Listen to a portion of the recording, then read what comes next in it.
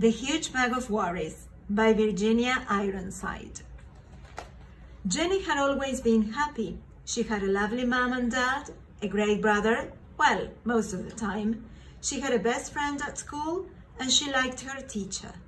And then, of course, there was Luftus.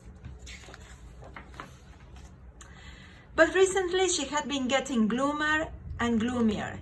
It wasn't just one thing, it was everything. She worried that she was getting too fat, that Luftus had fleas, that her best friend was going away. She worried that she was getting bad marks at school, and she thought she heard someone whispering about her in the playground. She worried when her mom and dad had an argument. She even worried about wars and bombs, until one day she woke to find a huge bag of worries. The bag followed her everywhere, to school, to swimming, to the toilet, and it stuck by her even when she was watching TV. She tried ignoring it, but it didn't work. She tried throwing it away, but it always came back. She tried to lock it out, but when she got back to her bedroom, there it was, waiting for her. It was like a horrible shadow she couldn't get rid of. What could she do?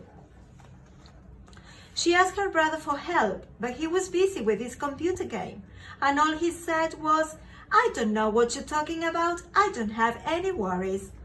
After that, she didn't feel like asking anyone else. She knew she'd only feel stupid. Mom would probably say, "You've got no worries that I can see. You're a lucky girl. You've got your health, your friends, your family. What more do you want?" So she decided not to tell her. Dad might know what to do, but then she thought again, no, Dad had enough worries of his own. She couldn't ask him. Every day, things got worse. The bag got bigger and bigger and bigger. She couldn't sleep because it kept tossing and turning beside her all night. To make matters worse, the bag dragged around her feet so much when she was walking to school that she was late and the teacher was cross. Jenny couldn't tell her what had happened, and anyway she knew what she would say. "You've got too many worries. In future, leave that bag at home." When Jenny told her best friend about the bag, she suggested that Jenny locked it up in a cupboard and tried not to think about it. "That's what I do," she said. But it just didn't work. Even Luftus couldn't help. He tried his best and barked like mad, but the bag stood its ground. One morning, Jenny woke up, got dressed, and walked down the road. She'd had enough. The tears started rolling down her cheeks. She sat on a garden wall and put her head in her hands. She thought she'd have to live with the bag forever. Then she heard a voice, and looking up, she saw the kindly face of the old lady who lived next door. "Goodness," said the old lady, "what on earth is that huge bag of worries?" Through her tears, Jenny explained how it had followed her for weeks and got bigger and bigger and just wouldn't go away.